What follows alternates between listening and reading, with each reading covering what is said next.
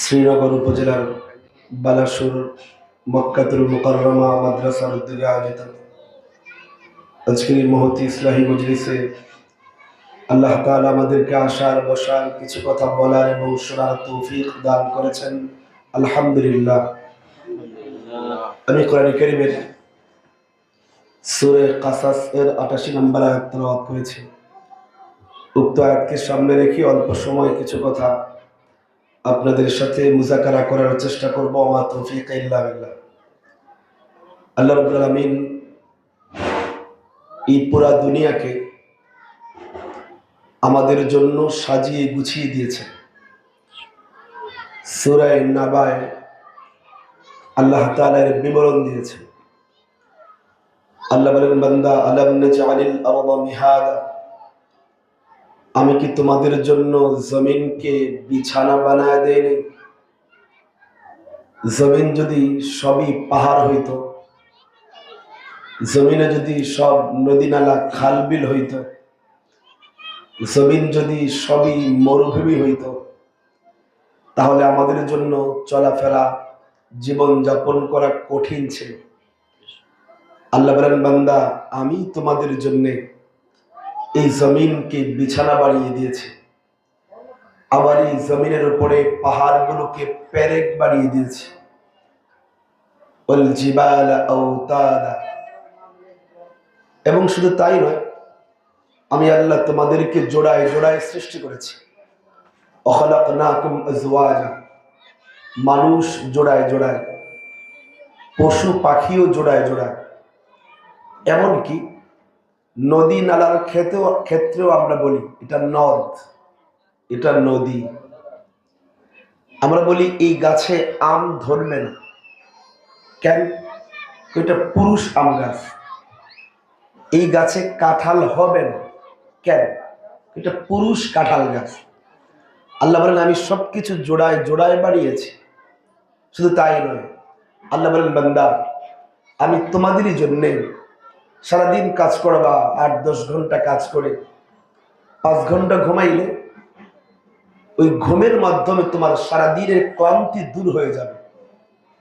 আল্লাহ বলেন, আমি আল্লাহ ওয়াজআলনা নাওমাকুম সুবাতা, নিদ্রা দিয়েছি যেন ক্লান্তি দূর হয়ে যায়। ঘুমাইবা তো সারাদিনের কাজের ক্লান্তি দূর হয়ে যাবে। আল্লাহ জানেন, বান্দা তুমি ঘুমাইতে গেলে লাইট জ্বালানো থাকলে ঘুম আসবে না, অন্ধকার হলে ঘুম ভালো হয়। আল্লাহ বলেন, বান্দা আমি তোমাদের জন্য রাত নামক অন্ধকারের চাদর দিয়ে পৃথিবীটাকে ঢেকে দিয়েছি। ওয়াজআলনা লাইলা লিবাসা, পোশাক দিয়ে ঢেকে দিয়েছি, পোশাকের মতো। আবার দিনের বেলাও যদি এরকম অন্ধকার থাকে তাহলে তোমাদের কাজ করতে কষ্ট হবে। দিনের বেলা যেন কাজ করতে পারো, রিজিক তালাশ করতে পারো। আল্লাহ বলেন, বান্দা আমি আবার তোমাদেরকে এক রৌদ্রকুজ্জ্বল দিন দিয়েছি, যেন ব্যবসায়ী ব্যবসা করতে পারে, চাকুরিজীবী চাকুরি করতে পারে, যেন কৃষক ক্ষেত খামারে যেতে পারে। ওয়াজআলনা নাহারা মাআশা, শুধু তাই নয়, আল্লাহ বলেন, বান্দা আমি তোমাদের জন্য সপ্তাকাশের ছাদ বানিয়ে দিয়েছি। আবাদাইনা ফাওকাকুম সাবআ শিদাদা, শুধু তাই নয়, তোমরা যেমন ছাদের মধ্যে লাইট লটকায় রাখো, আমিও আসমান নামক ছাদে তোমাদের জন্য সূর্য নামক লাইট লটকিয়ে দিয়েছি। ওয়াজআলনা সিরাজাও ওয়াহাজা, আল্লাহ বলেন, বান্দা শুধুমাত্র সূর্যই দেই নেই, আমি তো তোমাদেরকে বানাইছি। তোমাদের হালত আমি জানি। রাতের বেলা ঘুমাতে গেলে পুরো অন্ধকার থাকলে ওই ঘরে ঘুমাতে ভয় লাগে,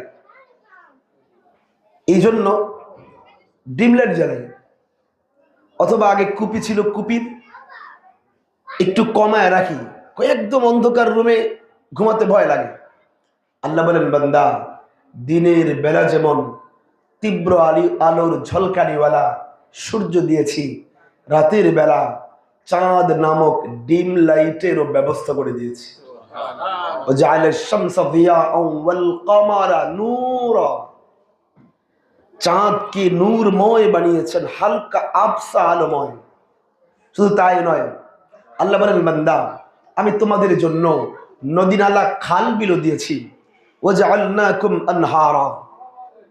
আচ্ছা, এই যে আসমানে চাঁদ লটকে দিলাম, সূর্য লটকে দিলাম, গ্রহ নক্ষত্র লটকে দিলাম, এমন কখনো হয় না একটি অন্যটার পথে চলে গেছে, একটা অন্যটার সাথে সংঘর্ষ হয়ে গেছে। আল্লাহ বলেন না না, এগুলো কখনো হয় না, সব আমি নিয়ন্ত্রণ করি। লাশ-শামসু ইয়ানবাগি লাহা আন তুদরিকাল কমর ওয়াল-লাইলু সাবিকুন নাহার ওয়া কুল্লুন ফি ফালাকিন ইয়াসবাহুন। প্রত্যেকটা নক্ষত্র তার কক্ষপথে ঘুরে, একটা আরেকটার সাথে কখনো সংঘর্ষ হয় না। আল্লাহ বলেন বান্দা আমি না তোমারই জন্যে আসমান থেকে বৃষ্টি বর্ষণ করি। ওয়া আনজালনা মিনাল মুসিরাতি মাআ সাজ্জাজা। আচ্ছা, বৃষ্টি বর্ষণ হলে কি হয়?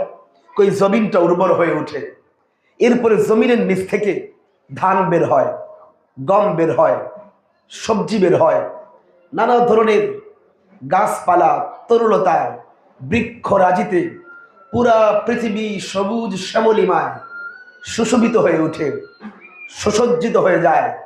আল্লাহ বলেন বান্দা এই যে আমি আসমান সাজাইলাম সূর্য দিয়ে, চাঁদ দিয়ে, গ্রহ নক্ষত্র দিয়ে, জমিন সাজাইলাম নদ নদী খাল বিল তরুলতা বৃক্ষরাজি দিয়ে, পাহাড় দিয়ে, সাগর দিয়ে, এগুলো কেন করছি? আল্লাহ বলেন হুয়াল্লাযী খালাকা লাকুম মা ফিল আরদি জামিআ। হুয়াল্লাযী খালাকা লাকুম মা ফিল আরদি জামিআ। আল্লাহ বলেন বান্দা আমি যত কিছু সৃষ্টি করেছি, এই সব কিছু সৃষ্টি করেছি একমাত্র মানুষ তোমার জন্য। কাদের জন্য? বলেন আমাদের জন্য। কাদের জন্য? হ্যাঁ হ্যাঁ। হুয়াল্লাযী খালাকা লাকুম মা ফিল আরদি জামিআ। সব আল্লাহ বলেন সব বানাইছি তোমার জন্য। হ্যাঁ হ্যাঁ, প্রতিদিন সূর্য ওঠে আমাদের জন্যে, সূর্য অস্তমিত হয় তো আমাদের জন্যে, রাত নেমে আসে তো আমাদের জন্যে, নদী নালা খাল বিল তো আমাদের জন্যে। আরে একটা বকরি নিজের জান কুরবান করে দিয়ে আমাদের প্লেটের খাবার হয়, আমাদের শরীরের ক্যালসিয়াম বৃদ্ধির জন্যে। একটা গরু নিজের সন্তানকে দুধ না দিয়া আমাদের জন্য দুধ হাদিয়া দিয়ে দেয়। কই কেন? কই গরুটা আল্লাহ বানাইছেন আমাদের জন্য। একটা গাছ নিজের বুক চিরে কাঁঠাল বের করে দেয়। কই কেন? মানুষের জন্য। এমনকি আল্লাহ ফেরেশতা বানিয়েছেন তো আমাদের জন্য, আমাদের জন্য। ফেরেশতা মানুষের খাদেম, ফেরেশতা মানুষের খাদেম। বুঝবেন সহজভাবে, আল্লাহ আমাদের সবাইকে জান্নাতি বানায় দেন। তো জান্নাতে গেলে দেখবেন একজন ডানে, একজন বামে, একজন সামনে, একজন পেছনে। শুধু আপনাকে বলতেছি স্যার, জনাব, হজরত বলেন আপনার কি লাগবে, কি চান, যা বলবেন সব এখনই হাজির করে দেন। যদি জিজ্ঞেস করেন ভাই আপনি কে, আমার খেদমতের জন্য এমন পাগল, বলবে আমি আল্লাহর নূরের তৈরি ফেরেশতা। এর মানে ফেরেশতা কার খাদেম? আরে মানুষের খাদেম। ফেরেশতা মানুষের খাদেম। দুই কাজে দুইজনে বসায় রাখছে। এর কাম কি? মানুষের খেদমত করবা। কে কয়বার সুবহানাল্লাহ বললো লিখে রাখো, কয়বার জিকির করলো লিখে রাখো। আমার আপনার ডিউটি পালন করতেছে ফেরেশতা বসে বসে। আসমান থেকে ফেরেশতা জমিনে বৃষ্টি নিয়ে আসে মানুষের খেদমতের জন্য। আল্লাহ এই গোটা দুনিয়া সৃষ্টি করেছেন তো মানুষের জন্য। জমিন বিছানা তো মানুষের জন্য, পাহাড় পেরেক তো মানুষের জন্য, সাজার হাজার তো মানুষের জন্য, বাহার নাহার তো মানুষের জন্য, শামস কমর তো মানুষের জন্য, জামাদাত মানুষের জন্য, নাবাতাত তো মানুষের জন্য, হাসারাত তো মানুষের জন্য। পুরা সৃষ্টি জগৎ আল্লাহ মানুষের খেদমতের জন্য সৃষ্টি করেছে। এই জন্যই দেখেন এখন জীববিজ্ঞানীরা বলে, সমাজ বিজ্ঞানীরা বলে যে অহেতুক অপ্রয়োজনে কোন প্রাণী হত্যা করবেন না। কারণ কি? যে এলাকায় পোকা মাকড় বিচ্ছু না থাকে, এর মানে বুঝবেন ওই এলাকা বিষাক্ত এলাকা। পোকা মাকড় বিচ্ছু থাকে এটা ভালো, এর মানে এই এলাকার পরিবেশের ভারসাম্য ঠিক আছে। আর ভারসাম্য নষ্ট হয়ে গেলে কি হবে? কারণ মানুষের রোগ প্রতিরোধ ক্ষমতা কমে যায়, অসুখগুলো সহজে ছাড়ে না, আর বেশি বেশি অসুস্থ হয়ে পড়ে। এই যে এখন পাখি কমে গেছে, নানা ধরনের কীট পতঙ্গ কম পাওয়া যায়, এখন সমাজ বিজ্ঞানীরা বলে জল বায়ু পানিরও পরিবর্তন হয়েছে, বাতাসেরও পরিবর্তন হয়েছে। তো আমাকে কি সমস্যা? সমস্যা আছে, সমস্যা আছে। আগে সকালবেলা উঠলেই কত পাখালির আওয়াজ শুনতাম, এখন পাখি কমে গেছে। তো এরা বলে যে বেশি বেশি ইন্টারনেট ব্যবহারের কারণে, বেশি বেশি করে ওই মোবাইলের টাওয়ার স্থাপনের কারণে, তো টাওয়ারের রেডিয়েশনে এগুলোর এক ধরনের তেজস্ক্রিয় পাওয়ারে পোকামাকড় মরে যায়, পাখালি মরে যায়। তো সমস্যা কি আমাদের? আমাদেরই সমস্যা, আমাদেরই সমস্যা। পাখি মরে গেছে, পাখির কি সমস্যা? আরে মানুষের সমস্যা। ওই কেন? আল্লাহ ওই পোকা মাকড় পাখিগুলোকে মানুষের জন্য বানাইছেন। এগুলো অস্তিত্বে আসছে কেন? মানুষের জন্যে। তাদের তো কোনো হিসাবও নাই, কিতাবও নাই, জান্নাতও নাই, জাহান্নামও নাই, তো বানাইলো কেন আল্লাহ? বানাইছে আমাদের খেদমতের জন্য। এই জন্যই ফোকায়ে কেরাম লিখেছেন, অপ্রয়োজনে কোন হিংস্র প্রাণীও হত্যা করা যায় না। প্রয়োজন মানে আপনার বাড়ির সামনে চলে আসছে, লোকালয়ে এসে গেছে, তাহলে হিংস্র প্রাণী সাপ হোক বিচ্ছু হোক এগুলোকে হত্যা করা জায়েজ।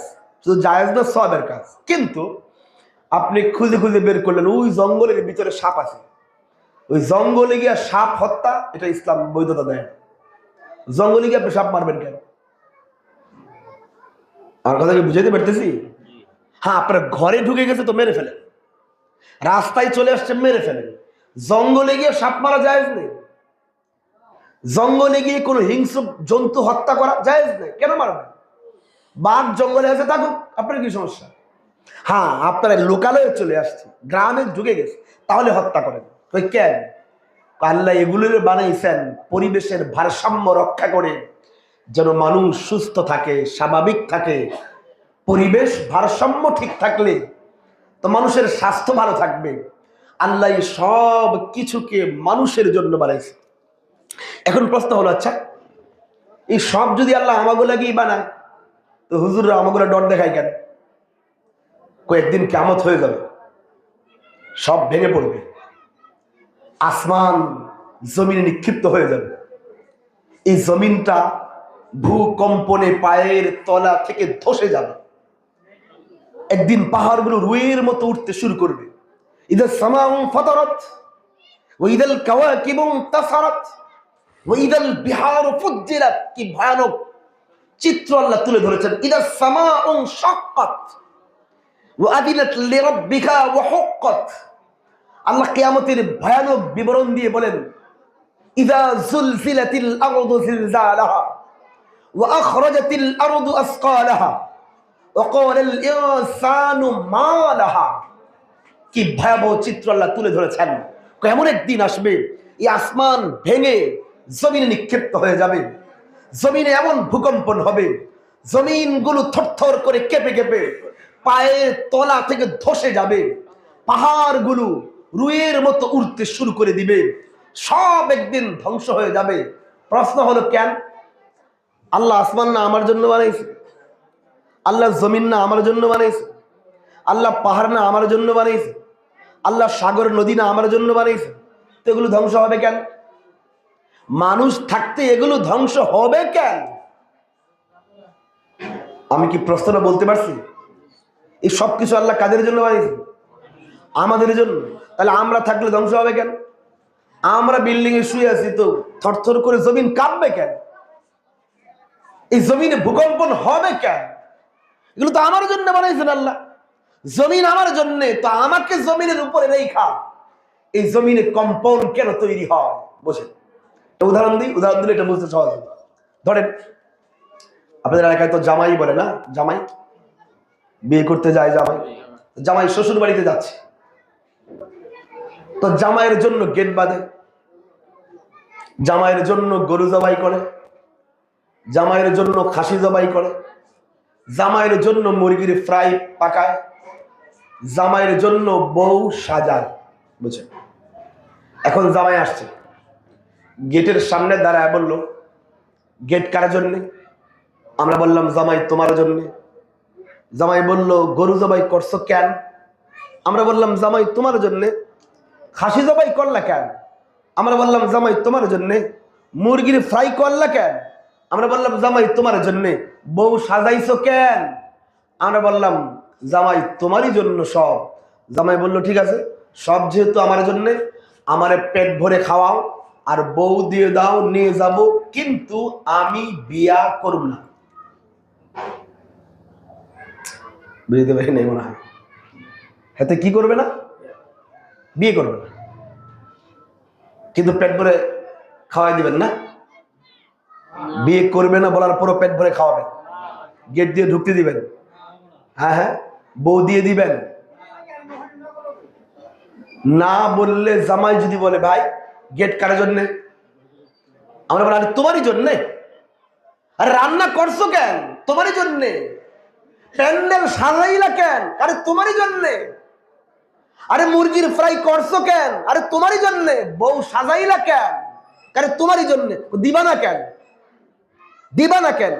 আমরা বলবো, আহম্মদ গেট তোমারই জন্যে, গরু জবাই তোমারই জন্যে, মুরগির ফ্রাই তোমারই জন্যে, বউ সাজানো তোমারই জন্যে, সব তোমারই জন্যে। তবে শর্তহীন নয়, শর্তহীন নয়, শর্ত সাপেক্ষে। শর্ত হলো তুমি আসবে, বিয়ে করবে, বিয়ের শর্তে তোমার জন্য গেট, বিয়ের শর্তে তোমার জন্য বধূ সাজ, বিয়ের শর্তে তোমার জন্য গরু জবাই, বিয়ের শর্তে তোমার জন্য মুরগির ফ্রাই, বিয়ের শর্তে তোমার জন্যই এই আয়োজন। যদি এই শর্ত পাওয়া না যায়, যদি শর্ত পাওয়া না যায়, তাহলে সব তোমার জন্য হলেও কিছুই তোমার থাকবে না। গেটটা তোমার জন্য হলেও তোমার সামনেই গেট খুলে ফেলা হবে। রান্না তোমার জন্য হলেও তোমারই সামনে রান্না বন্ধ করে দেওয়া হবে। বধূ সাজ তোমার জন্য হলেও তোমারই সামনে বধূর সাজ খুলে ফেলা হবে। সব তোমারই জন্য ছিল, কিন্তু শর্ত ছিল বিয়ে করা। শর্ত পাওয়া না গেলে সব তোমার জন্য হলেও কিছুই তোমার থাকবে। তো বুঝেন, বুঝেন, আসমান হ্যাঁ হ্যাঁ আমারই জন্যে, এই জমিন আমারই জন্যে, পাহাড় আমারই জন্যে, নদী নালা আমারই জন্য, শামস কমর আমারই জন্য, সাজার হাজার আমারই জন্য, বাহার নাহার আমারই জন্য, জামাদাত আমারই জন্য, নাবাতাত আমারই জন্য, মখলুকাত আমারই জন্য। তবে শর্তহীন নয়, শর্ত সাপেক্ষে। শর্ত কি? ওয়ামা খালাকতুল জিন্না ওয়াল ইনসা ইল্লা লিয়াবুদুন। আল্লাহ বলেন, বান্দা আসমান জমিন গ্রহ নক্ষত্র সব তোমারই জন্য, আর তোমারে বানাইছি আমি আল্লাহর ইবাদতের জন্য।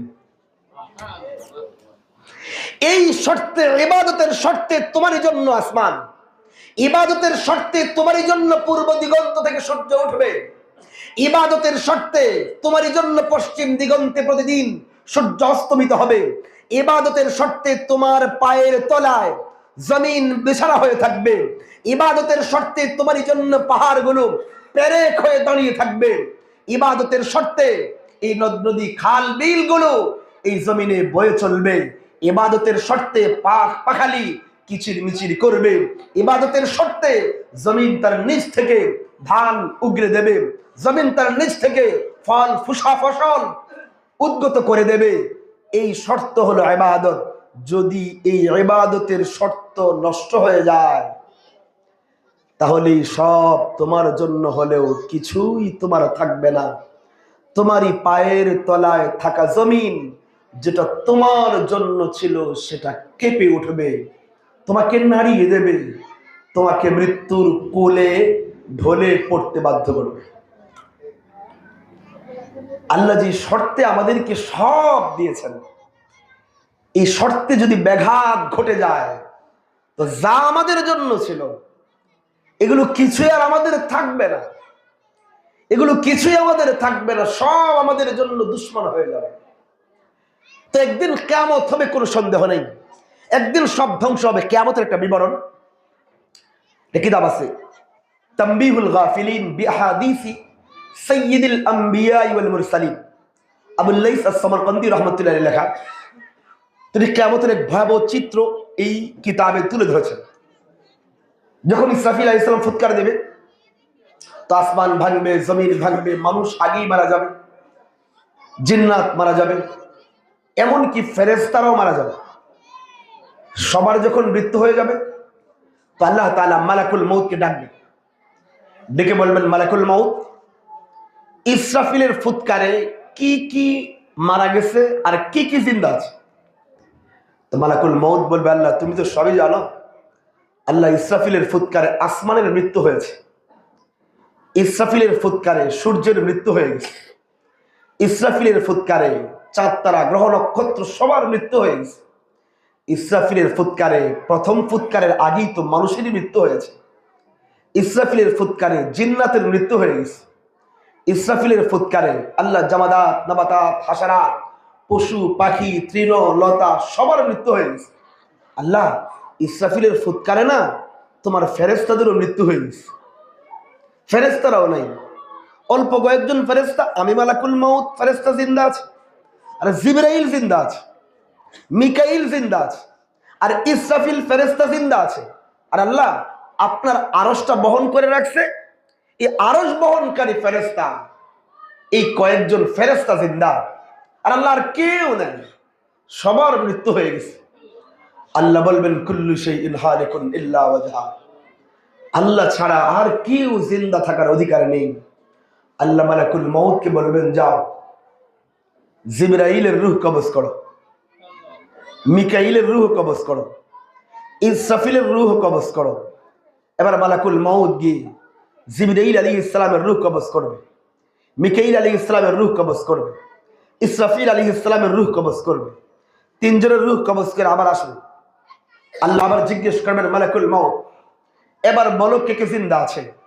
মালাকুল মউত বলবে, আল্লাহ আপনি তো হাইয়ুল লা ইয়ামুত, আপনি তো চিরঞ্জীব, আপনার মৃত্যু নাই, তো আপনি ছাড়া মাখলুকের মধ্যে আমি মালাকুল মউত জিন্দা, আর আপনার আরশ বহনকারী ফেরেশতা কয়েকজন এরা জিন্দা, আর আল্লাহ আর কেউ নাই। আপনার পুরো সৃষ্টি জগৎ নিঃসঙ্গ হয়ে আছে, চারিদিকে নীরব নিস্তব্ধ, কেউ নাই। আল্লাহ বলবেন, কুল্লু শাইইন হালিকুন, সবার ধ্বংস নেমে আসবে, সবার মৃত্যু হবে। আল্লাহ এবারে অর্ডার দিবেন, আমার আরশ বহনকারী ফেরেশতা তাদের রূহ কবজ করো। মালাকুল মউত যাবে, আল্লাহর আরশ বহনকারী ফেরেশতাদের রূহ কবজ করবে। রূহ কবজ করা শেষ হবার পরে এবার সে নিজে কাঁপতে থাকবে, সে আতঙ্কিত হয়ে যাবে, মালাকুল মউত ভয় পেয়ে যাবে, এতক্ষণ ভয় পায় নাই। এইবার মালাকুল মউত বুঝে গেছে, এবার তো আমার পালা, আর কেউ নেই আল্লাহর সৃষ্টি জগতে, আল্লাহর পুরা সৃষ্টি জগতের মাঝে আর কোন মাখলুক জিন্দা নাই, একমাত্র আমি জিন্দা, আর আল্লাহ তো হাইয়ুল লা ইয়ামুত, আল্লাহর তো মৃত্যু নেই, সুতরাং এবার তো আমার পালা। মালাকুল মউত যখন আল্লাহর সামনে কাঁপতে কাঁপতে দাঁড়াবে, আল্লাহ আবার জিজ্ঞেস করবেন, মালাকুল মউত বলো এবার কি জিন্দা আছে? মালাকুল মউত কেঁপে কেঁপে বলবে, আল্লাহ আপনি সারা মখলুক বলতে আমি জিন্দা, আপনার পুরা সৃষ্টি জগতে আর কেউ নাই, সারা সৃষ্টি জগৎ নিঃসঙ্গ, নীরব নিস্তব্ধ হয়ে আছে। আল্লাহ বলবেন, মালাকুল মউত এবার তোমারও মৃত্যু হবে। সারা জীবন কত মানুষের রূহ কবজ করেছ, কত জিন্নাতের রূহ কবজ করেছ, এমনকি ফেরেশতার রূহ তুমি কবজ করেছ। মালাকুল মউত এবার তুমি তোমার নিজের রূহ কবজ করো।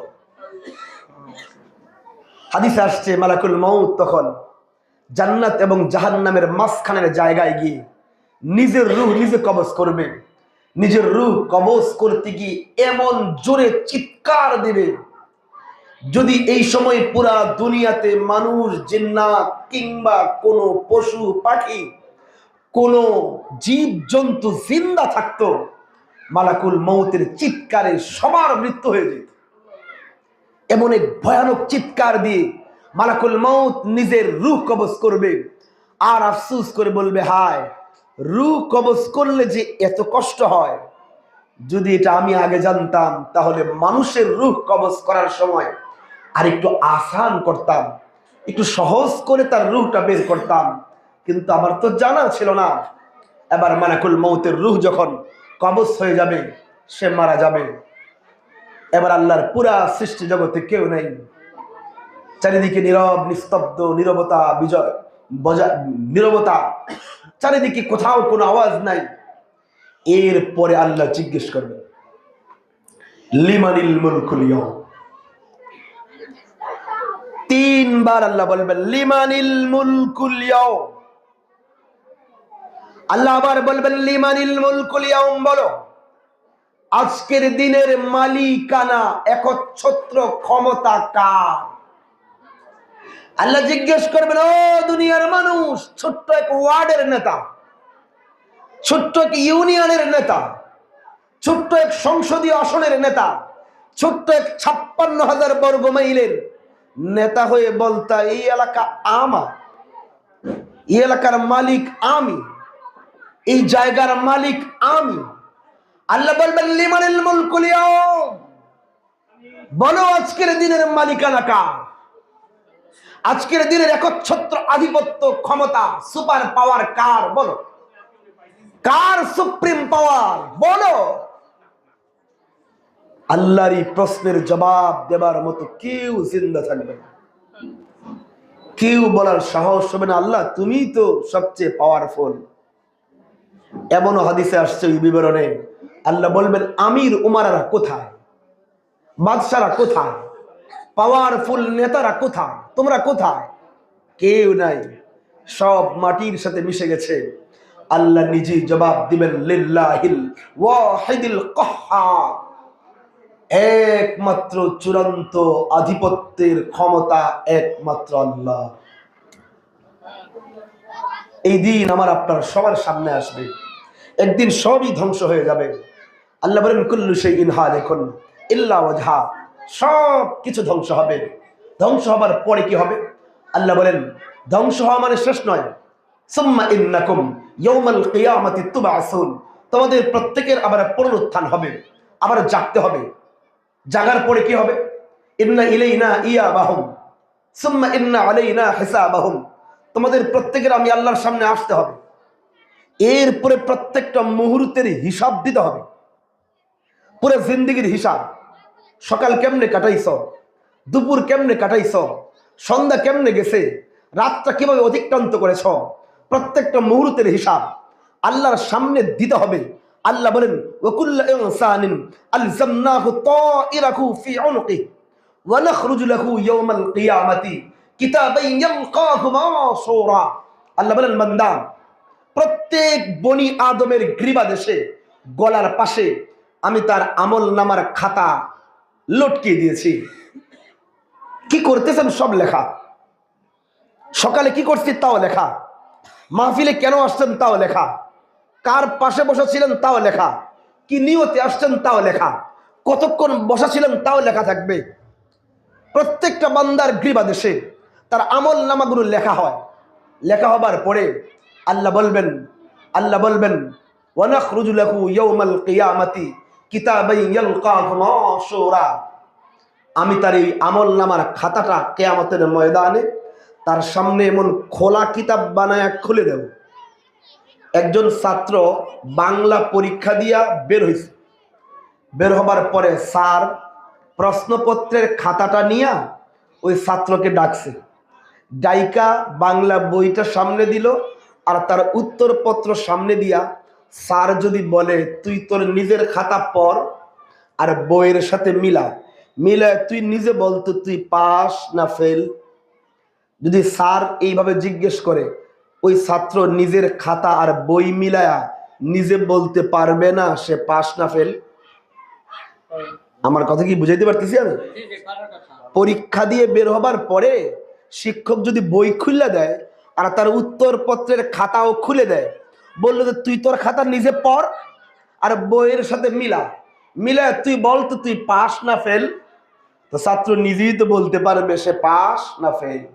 বুঝেন কিয়ামতের ময়দানে আল্লাহ বলবেন, বান্দা আমি তোমার আমল নামার খাতা তোমার সামনে এমনি খুলে দেব, এরপরে বলবো ইকরা কিতাবাক, তুমি তোমার নিজের আমল নামার খাতা নিজে পড়ো। তুমি তোমার আমল নামার খাতা নিজেই পড়ো। কাফা বিনাফসিকা আল-ইয়াওমা আলাইকা হাসিবা, আজকের দিনে তুমি তোমার হিসাব নেওয়ার জন্য তুমি যথেষ্ট। তুমি নিজে আমল নামা পড়া তুমি বলো, তুমি কি জান্নাতে যাবা না জাহান্নামী হবা? তুমি কি জান্নাতে যাওয়ার পরীক্ষায় পাস না ফেল করে জাহান্নামী হয়ে গেছো? বান্দা তুমি নিজেই বলো ইকরা কিতাবাক, তুমি তোমার আমল নামার খাতা নিজে পড়ো। বান্দা আমল নামার খাতা দেখে বলবে মালি হাযাল কিতাব, ওমা এইটা আবার কেমন আমল নামার খাতা? আমিও দোকানে ব্যবসা করেছি, 5 টাকা 10 টাকার হিসাব আসলে বলতাম দুরু 10 টাকার হিসাব লেখা দরকার নেই, 20 টাকার হিসাব আর কি লিখবো। কিন্তু নিজের আমল নামার খাতা দেখে বলবে মালি হাযাল কিতাব, আরে এটা কেমন আমল নামার কিতাব? লা ইউগাদিরু সগীরাতান ওয়ালা কাবীরা ইল্লা আহসাহা, এই কিতাব তো দেখি আমার জীবনের বড় কোনো জিনিসও ছাড়ে নাই, আমার জীবনের ছোট্ট কোনো ঘটনাও ছাড়ে নাই, সব লেখা। রাতের অন্ধকারে দরজা বন্ধ, জানালা বন্ধ, লাইট অফ, মোবাইলের ইন্টারনেট চালু কইরা গুগলে সার্চ দিয়া কে কয়টা সিনেমা দেখেছে, কে কয়টা বাজে ফিল্ম দেখেছে, কে কয়টা নাটক দেখছে, গান দেখছে, সিরিয়াল অনুযায়ী লিস্ট সহ লেখা থাকবে। কতক্ষণ দেখছেন, কার দিকে কি দৃষ্টিতে তাকাইছেন, সব লেখা থাকবে। বান্দা বলবে এটা আবার কেমন আমল নামার খাতা? এটা তো দেখি আমার জিন্দগির কিছুই ছাড়ে নাই, আমিও তো দুনিয়াতে কত টালি খাতায় হিসাব লিখতাম, ওই হিসাবে কত কিছু ছাইরা দিছি, 10 টাকার হিসাবে লেখি নাই, 5 টাকার হিসাবে লেখি নাই। কিন্তু এই যে আমল নামার খাতা, ফেরেশতা কোনো কিছু বাদ দিবে না, সব লিখে দিবে, সব লিখে দিবে, কিছুই বাদ যাবে না। এই আমল নামার খাতা, একটা হাদিস মনে পড়লো, এটা মাওলানা আমাদের মাওলানা মনসুর সালমান মনসুরপুরি দামাত বারাকাতুহু আল্লাহ সে শরম কিজিয়ে এটা কিতাব আছে, ওখানে এনেছেন। আমাদের এই দুই কাজে দুইজন ফেরেশতা আছে না, জানেন না? এই দুই ফেরেশতা কিয়ামতের ময়দানে আল্লাহর কাছে বলবে, আল্লাহ তুমি আমার এমন এক বান্দার কান্দে বসাইছো, আমি তো নূরের ফেরেশতা ছিলাম, আমি হাদিসের মফহুম বলতেছি। আল্লাহর এই ফেরেশতা বলবে, কাঁধে বসা ফেরেশতা আল্লাহর কাছে বলবে, আল্লাহ আমি তো নূরের ফেরেশতা ছিলাম, লা ইয়াসুনাল্লাহ মা আমারাকুম ওয়া ইয়াফআলুনা মা ইউমারুন, আমার ফেরেশতারা তো এমন, আমরা আপনি আল্লাহর একটা হুকুমের নড়চড় করি না, যা বলেন যেমন বলেন তাই করি। কিন্তু আল্লাহ আমি এই নূরের ফেরেশতা, আমার চোখ পাক ছিল, আমার কান ছিল পবিত্র, আমার কলব ছিল পবিত্র, কিন্তু আল্লাহ তুমি আমাকে এমন এক ব্যক্তির কাঁধে বসাইছ, এই লোকটার কাঁধে বসার কারণে আমার যে কত বাজে জায়গায় যেতে হয়েছে। আল্লাহ এই লোকটা গান শুনতো, আমি বাধ্য হয়ে গান শুনতাম। আল্লাহ এই লোকটা আমারে কত নোংরা নোংরা জায়গায় নিছে, কত অশ্লীল দৃশ্য আমারে দেখাইছে। আল্লাহ এত খারাপ খারাপ ব্যক্তির সাথে আমার সাক্ষাৎ ঘটাইছে। আল্লাহ এমন নোংরা নোংরা অনুষ্ঠানে আমাকে নিয়ে গেছে। আল্লাহ এই ব্যক্তির কাঁধে বসার কারণে আমি নূরের ফেরেশতার চোখগুলো সিনেমা দেখতে দেখতে নাপাক হয়ে গেছে। এই লোকের কাঁধে বসে থাকার কারণে গান শুনতে শুনতে আমি ফেরেশতার কানটা নাপাক হয়েছে। আল্লাহ এই ফেরেশতা বলবে, আল্লাহ এই ব্যক্তির কাঁধে বসার কারণে কত বাজে কথা, অশ্লীল কথা, নোংরা কথা আমার শুনতে হয়েছে। আল্লাহ এই লোকের কাঁধে বসে থাকার কারণে কত খারাপ ব্যক্তির সাথে যে আমার সাক্ষাৎ হয়েছে। আল্লাহ যে লোকের কাঁধে বসার কারণে আমি নূরের ফেরেশতার চোখটা নাপাক হয়েছে, আমি নূরের ফেরেশতার কান নাপাক হয়েছে, আমি নূরের ফেরেশতার কলব নাপাক হয়েছে, যার কারণে আমার এতগুলো গুনাহের দৃশ্য দেখতে হয়েছে। ওই ফেরেশতা বলবে, আল্লাহ এই লোকটাকে আপনার সবচেয়ে নিকৃষ্ট আযাবওয়ালা জাহান্নাম দিয়ে দেবে। এই যে কাদের দুইজন গোয়েন্দা বসে আছে, এর নিয়ে কই কই যান আর কি কি দেখান, তারে আমরা কি কি দেখাই, আমরা যা দেখি সে তা দেখে, আমরা যা করি সেটা অবলোকন করে। আল্লাহর নূরের ফেরেশতাকে নিয়ে কত নোংরা জায়গায় আমরা নিয়ে যাইতেছি। এই ফেরেশতা বিচার দিব যে এর কারণে আমি নোংরা জায়গায় গেছি, এর কারণে আমি গান শুনছি, এর কারণে আমি বাজে ফিল্ম দেখেছি, এর কারণে আমি অশ্লীল বাউল গান শুনেছি, এর কারণে বাজে বাজে কথা আমি শুনছি। আর যেই ব্যক্তির আল্লাহওয়ালা হবে তার কাঁধের ফেরেশতা আল্লাহর কাছে বলবে, আল্লাহ তুমি আমার এমন এক ব্যক্তির কাঁধে বসাইছ, আমি এই লোকটার কাঁধে থাকার কারণে আল্লাহ এই লোকটা আমার এমন এমন ভালো জায়গায় নিছে, আল্লাহ কত যে কোরআনের তেলাওয়াত শোনাইছে, কত যে হাদিসের ইবারত শোনাইছে, আল্লাহ কত আল্লাহওয়ালা বুজুর্গের সাথে আমার সাক্ষাৎ করাইছে, কত সুন্দর সুন্দর মজমায় আমাকে নিয়ে গেছে, কত ভালো জায়গায় আমার নিছে, আল্লাহ কত ভালো কথা আমারে শোনাইছে। আল্লাহ যে লোকের কাঁধে বসার কারণে আমি এত ভালো কথা শুনতে পেরেছি, তোমার কালাম শুনতে পেরেছি, তোমার নবীর হাদিস শুনতে পারছি, আল্লাহ ভালো ভালো উত্তম দৃশ্য দেখতে পারছি, আল্লাহ এই লোকটাকে তুমি সবচেয়ে শ্রেষ্ঠতম জান্নাত দিয়ে দাও। এই জন্য হিসাব করে নেন যে আমরা দুই কাঁধের ফেরেশতাকে আমরা কই কই নিয়ে যাই, কার কার সামনে তাকে নিয়ে হাজির করে দিচ্ছি। আরেকটা কথা বলে আমি শেষ করে দেব। আমি আসলে নিয়ত ছিল এক কথা বলার, মানুষের উপস্থিতি দেখে আমি অন্য কথা বলতেছি। আমি যা বলতেছি সব আমার নিজের জন্য বলতেছি। এই আরেকটা কথা বলে আবার শেষ, 7টার মধ্যে কথা শেষ করবো। একটা উদাহরণ দিয়ে আগে, উদাহরণ দিয়ে আমার বয়ান শেষ। উদাহরণটা আগে ঠান্ডা মাথায় বসে, যাদের ছোট্ট সন্তান আছে 1.5 বছর 2 বছরের, তো ছোট সন্তানের বয়স যখন 1.5-2 বছর হয়, এই সময়টা বাচ্চারা কথা বলতে শিখে একটু একটু, আর হাঁটতে শিখে। যখন হাঁটতে শিখে তো এই বাচ্চারা সাধারণত তখন কোলে থাকতে চায়, খালি নেমে পড়ে, হাঁটতে চায়, একটু হাঁটে বসে পড়ে যায়। তো গ্রামের বাড়ির মানুষ আপনারা ভালো করে বুঝবেন, তো গ্রামের ছোট বাচ্চারা যখন উঠানে খেলে, হাঁটে, খেলে, খেলতে খেলতে পেশাব করে দেয়, কিছুক্ষণ পরে পায়খানা করে দেয়। তো তার কাছে পায়খানা আর রসগোল্লা তো একই, ভাগ্যকুলের মিষ্টি, এর কাছে কি মিষ্টি আর মিষ্টি, মিষ্টি আর পায়খানা সব এক। তো ছোট বাচ্চা না বুঝার কারণে এই পায়খানা আবার নিজের শরীরে মাখে, না বুঝে আমাদের মুখেও দিতে যায়। তো অনেকক্ষণ ধরে খেলতে খেলতে ওই বাচ্চার সারা শরীর যখন ময়লায় ভরে যায়, পায়খানা লাগছে, পেশাব লাগছে, তো ভরে যাবার পরে এইবার আর খেলা মজা লাগে না, অনেকক্ষণ হয়ে গেছে না, খেলা যখন মজা লাগে না, এবার ইচ্ছা হচ্ছে আম্মার কোলে উঠবে। তখন প্রথমে আম্মুরে ডাক দেয়, তো মা যদি কাজে ব্যস্ত থাকে সারা দেয়, এরপরে জোরে ডাকবে, কাজ হয় না। তো এর কাছে তো অস্ত্র আগে থেকে রেডি আছে, কি অস্ত্র, ভ্যাগ করে কেঁদে দিবে, বাস কাঁদতে শুরু করে।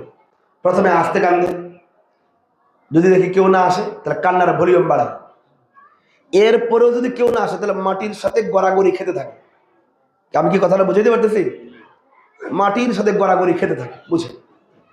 এই বাচ্চার কান্নার আওয়াজ যখন আত্মীয় স্বজন শোনে, আত্মীয়র মধ্যে যদি বড় ভাই থাকে দৌড়ায় আসে, বড় বোন থাকলে সেও আসে, ফুপি থাকলে ফুপি আসে, বাবা থাকলে বাবা আসে, আত্মীয় স্বজন যারা আছে তারা দৌড়ে আসে। দৌড়ে আসলো কেন? বাচ্চা কাঁদতেছে, চোখ দিয়া পানি ঝরতেছে, আর এই বাচ্চার চোখের পানি দেখলে আত্মীয় স্বজনের মায়া লাগে। দৌড়া যখন কাছে আসে, বাচ্চা দৌড়ায় কোলে উঠতে যায়, আর ওই আত্মীয় তাকায় দেখে এর হাতে পায়খানা লেগে আছে, তার পেটে পায়খানা লেগে আছে, তার পিঠে পায়খানা লেগে আছে। চোখের পানি দেখা মায়া তো লাগে, দরদ তো লাগে, কিন্তু সবাই নিজের হাতটা আগায়া আবার গোটা ফেলায়। আমি কি বুঝাইতে পারতেছি? চোখের পানি দেখা মায়া তো লাগতেছে, ধরে না কেন? কারে ধরলে আমার হাতে ময়লা লাগবে, আমার হাতে পায়খানা লেগে যাবে, তো সবাই এবার হাতটা গুটায় ফেলা, এখন খুলে নেওয়া যাবে না, সবাই হাত গোটায়। কিন্তু এই বাচ্চার কান্নার আওয়াজ যখন মায়ের কর্ণকুহরে পৌঁছে যায়, আল্লাহ মায়ের অন্তরে এমন মোহাব্বতের জলোচ্ছ্বাস জারি করে দেন, মা দুনিয়ার সব কাজ রেখে দৌড়ে আসে। আইসা মা দেখে না আমার বাচ্চার কত জায়গায় ময়লা লাগা, না না, মা আগে দেখে আমার মানিকের চোখ দিয়ে পানি ঝরতেছে, আমার কলিজার টুকরা সন্তান কাঁদতেছে, মা দেখে চোখের পানি, মা দেখে সন্তানের কান্না, মা তার হাত কি আছে দেখে না, দৌড়া নিজের 2 হাত দিয়ে সন্তানকে ধরে, নিজের হাত দিয়ে নিয়া সারা শরীর থেকে ময়লাগুলো এক এক করে সাফ করে, পরিষ্কার পরিচ্ছন্ন কইরা নিজের বুকে লাগায়, কপালে গালে চুমু খায়। মা চোখের পানি দেখে, মা ময়লা কত ধরনের আছে সেটা দেখে না। এর মানে সন্তানের চোখের পানি দেখা সব আত্মীয় হাত গোটায়, মা হাত গোটায় না, মা হাত গোটায় না, মা হাত বাড়ায় দেয়, মা তার রহমতের কোলে নিয়ে নেয়, মা সব ময়লা সাফ করে দেয়। কেন? মায়ের অন্তরে এমন দরদ কেন? এর কারণ মৌলিক একটাই, সেই কারণটা হচ্ছে সন্তান দুনিয়াতে আসার পেছনে সবচেয়ে অবদান হলো আম্মা, সবচেয়ে কষ্টকর অবদান মা তিনি দিয়েছেন। সন্তান যখন পেটে আসে, পেটে আসার কয়দিনের মধ্যেই মায়ের খানার রুচি নষ্ট হয়ে যায়, খানা খাইতে পারে না, অনেক তরকারির ঘ্রাণ নিলেই মাথা ঘুরতে থাকে, কষ্ট করে খাইলে বমি করে দেয়। এর মানে সন্তান পেটে আসার সাথে সাথে মায়ের খানা বন্ধ করে দেয়, মা ঘুমাইতে পারে না, ঘুমাই তো কতক্ষণ পরে পরে ঘুম ভেঙে যায়। আমার আপনার পেটে যদি ছোট্ট একটা কৃমি হয়, ছোট কৃমি হয়, তো আমাদের রাতের ঘুম হারাম হয়ে যায়। আরেক জল জ্যান্ত মানুষ মা পেটে নিয়ে ঘুমায়, এমন না যে মরা, জিন্দা নড়ে, মাঝে মাঝে লাথিও মারে, এমন এক আস্তা এক মানুষ নিয়ে মা ঘুমায়, মায়ের ঘুম হয় না, কখনো উঠে আবার ঘুমায়, কখনো উঠে আবার ঘুমায়, খাবার বন্ধ হয়ে যায়। সন্তান পেটে আসলে মায়ের ঘুম হারাম হয়ে যায়, মায়ের খাবার বন্ধ হয়ে যায়। শুধু কি তাই, বুঝাইলে অনেক খারাপ শব্দ হয়ে যায়, বুঝানোর জন্য বলতেছি, যখন কারো কোষ্ঠকাঠিন্য হয়, পায়খানা শক্ত হয়ে যায়, এই লোকটা জানে পায়খানা করা কি পরিমাণ কষ্ট। পায়খানা আপনার পেছন দিয়ে বের হলে যদি কষ্ট হয়, আপনি আমি আস্তা মানুষ মায়ের পেট থেকে বেরিয়েছি। সন্তান প্রসবের সময় একজন মা মনে হচ্ছে মৃত্যুর কোলে ঢলে পড়ার পূর্ব মুহূর্তে পৌঁছে যায়, এত বড় মাথাওয়ালা আস্তা মানুষ মায়ের পেট থেকে বের হয়। তো দুনিয়াতে একটা সন্তান আসার পেছনে সবচেয়ে বেশি অবদান আম্মার, মায়ের। এই জন্য দুনিয়ার সবাই সন্তানের চোখের পানি দেখা মায়া লাগে, মোহব্বত লাগে, কিন্তু হাত গুটায় রাখে ময়লা লাগার ভয়ে। মা ময়লা লাগার ভয়ে হাত গোটায় না, মা শুধু মানিকের চোখের পানি দেখে যে আমার মানিক কাঁদতেছে, ময়লা আমার সাফ করতে হবে। বুঝেন বুঝেন তো অবদান বেশি বইলা যদি সন্তানের প্রতি মায়ের মোহাব্বত বেশি হয়, প্রত্যেকটা মানুষের দুনিয়ায় আসা বেঁচে থাকার পেছনে সবচেয়ে বড় অবদান আমার আপনার মালিক আল্লাহ। এই জন্য বান্দার প্রতি সবচেয়ে বেশি দয়া পরাবশ, সবচেয়ে বেশি দয়াদ্র, সবচেয়ে বেশি দয়ালু হলো আমার আপনার মালিক আল্লাহ। হ্যাঁ হ্যাঁ, অবদান বেশি আল্লাহ। আল্লাহ বলে ওয়ালাকাদ খালাকনাল ইনসানা মিন সুলালাতিন মিন তিন সুম্মা জাআলনাহু নুতফাতান ফি ক্বারারিন মাকিন সুম্মা খালাকনান নুতফাতা আলাকাতান ফাখালাকনাল আলাকাতা মুদগাতান ফাখালাকনাল মুদগাতা ইযামান ফাকাসাউনাল ইযামা লাহমা সুম্মা আনশা'নাহু খালকান আখার ফাতাবারাকাল্লাহু আহসানুল খালিকিন। আল্লাহ বলেন, বান্দা আমি তোমারে কেমনে বানাইছি জানো? আমি তোমারে প্রথমে মাটি থেকে উঠাইছি, মাটি থেকে উঠাইলাম মানে তোমারে মাটি থেকে উঠাইছি গমের সুরতে, মাটি থেকে উঠাইছি ধানের সুরতে, মাটির ভিতর থেকে উঠাইছি সবজির সুরতে, মাটির ভিতর থেকে উঠাইছি নানা ধরনের ফলমূলের সুরতে।